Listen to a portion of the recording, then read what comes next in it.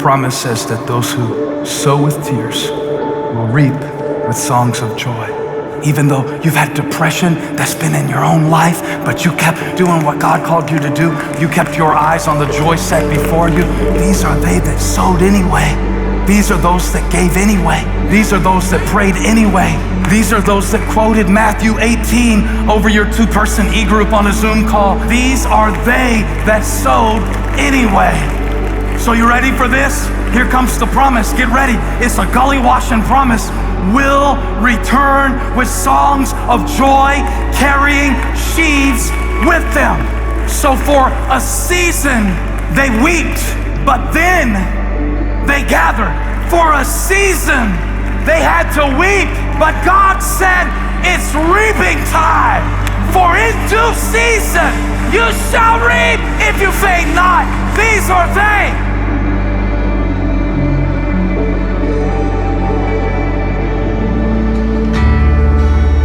Yeah, my name is Michael McCatherine. I've got 2 girls, Victoria and Madison, married to Wendy, been married for 22 years, and I attend the Gaston campus. I work for an organization where I moved around a lot. If an opportunity come around, I was gone. It was a toll on our family because when our family moved, the girls, they didn't really have any close friends. I had to meet new people. We didn't have any family, so we're a close family. My company moved me back to North Carolina. Then I'm like, all right, God, what do you want us to do? We visited Valentine at the time. Pastor Steven preached a sermon. It had to happen. Thinking where we was at that time and looking where we are now because of what happened. Our entire family serves. My girls, they serve on a youth ministry. Me and my wife serve together for volunteer orientation. I started serving with outreach. Salvation Army was the center part of Gastonia. I had a huge grill, and how can I use it? Everything is a series of small steps. If you're asked to, hey, can you cook? Can you serve? Can you give? Just saying yes, because we don't know what's on the other side of our yes. The impact that it can have that we don't even have to see. It's just been faithful. God blesses us. It just rolls back out for us to continue to bless into the kingdom. I want to shift a little bit now. Talk about Jimmy. Jimmy Springs. Well, we are currently 76 miles an hour, obeying the speed limit, towing the trailer to Washington, D.C. for baptisms. I'm at the Gaston campus on the safety ops team, which a part of the ops is setting up the tank. The safety ops leader said, hey, would you guys like to go to Tennessee and take the baptism tank for a young lady to get baptized? And we were like, yeah, let's do it. And it filled our cup so much that the next time that we got asked, we were like, yep, we'll do it.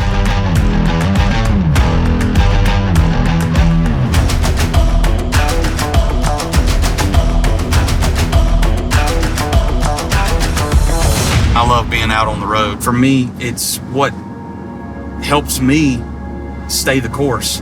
8 years ago, I hurt my back at work, and the doctor put me on pain medication. My wife and family found out. The doctor cut me off of that, and unfortunately, I turned to what was even worse, which was a heroin addiction, which completely destroyed everything in my life, just about took my life. I was in the rehab facility, and I was able to connect with Elevation Worship.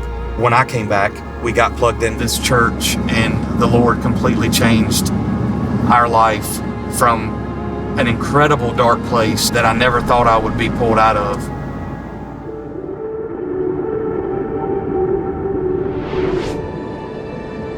I'm Tiffany, and I'm from Fairfax, Virginia. When I was little, my grandmother rallied everybody together to go to church on Sundays. I was really plugged in, like being in youth group. And then in college, I kind of turned away from God. I was facing a lot of anxiety and depression. I knew God's love was there, but I never could connect what was going on with me to my faith. So I was on TikTok and I saw Pastor Furtick, some of his little clips that that guy, like, he's really good, like, he's speaking to me. And then I like found the church, and like the message actually like really spoke to me. I just kind of stayed to myself and I isolate a lot. I was like talking to my therapist, and she was like, you need to find somebody who you can go to. And then like after the sermon, it was like, oh, they're talking about e-groups. And then I was like, okay. I just looked at the list, like, what are these? I would like have like it open on my phone, and I would just look at it, and then I'd put it away, and then I'd look at it, and then I just did it. And then I was like, oh, I just did that. And I finally showed up, and everybody was really nice. The grace that those ladies gave me was like something I never experienced before. God knew exactly like what group he was putting me into. I kind of was tired of feeling like I did everything wrong. And so I said, Tiffany, like, we're gonna start over. I remember praying the prayer. I was like, I wanna get baptized. I found out Elevation was going to DC, and I was like, no way, they're coming up to DC? Like, this is crazy. My e-group leader was like, are you gonna go, like, you're gonna go by yourself? And I was like, yeah, like, I'm just gonna go up there. She was like, no, that's not gonna happen. You know, all my e-group, like, they were like 100% supporting me.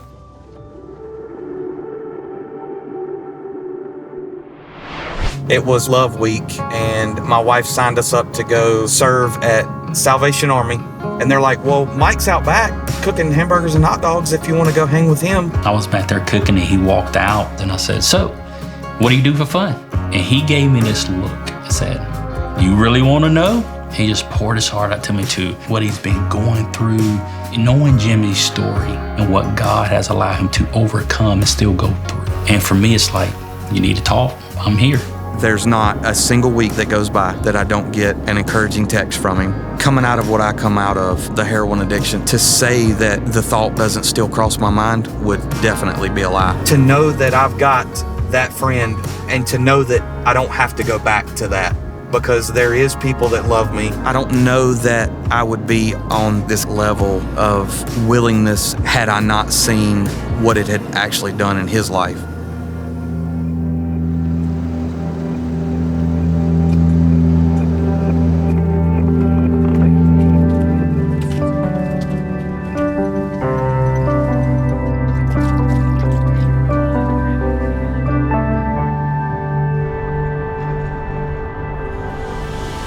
Build your church,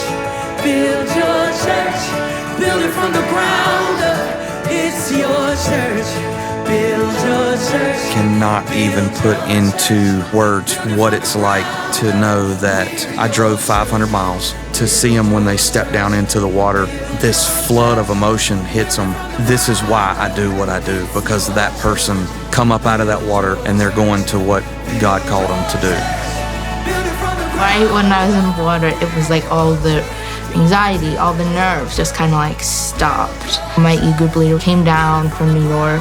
It just meant a lot. My e-group members were on Zoom, and just to see all of their faces, like I felt like they were there. People like love me and they support me, and I wasn't lonely anymore.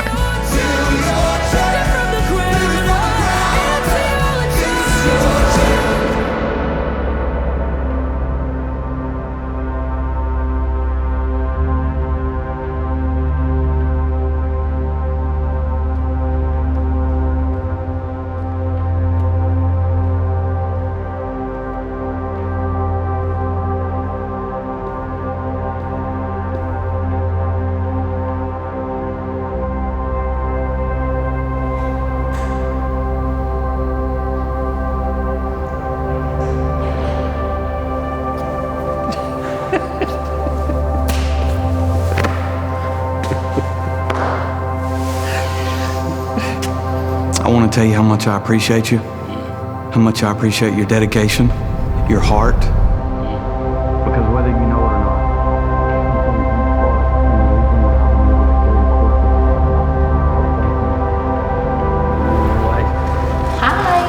Hi. Hi, Jimmy. I'm Tiffany. I'm from Fairfax, Virginia. And lucky for me, I got baptized at the family reunion tour in DC. oh my gosh, wow. I've been praying on what I've been wanting to say to you. And after reflection, I want to read this to you. I want to say thank you so much for choosing to drive the tank up to DC. That day changed my life for forever. All the chains of depression, anxiety, fear, anger, resentment, trauma have all been washed away and were left in that tank. And even now, as sometimes those chains try to bond me, they cannot, because I'm a child of God. So I thank you, Jimmy, because of your obedience to God and his mission. I was able to be changed for forever. I'm now a vessel that will continue to be able to work for God, and I pray that I can too be obedient like you to impact someone else's life.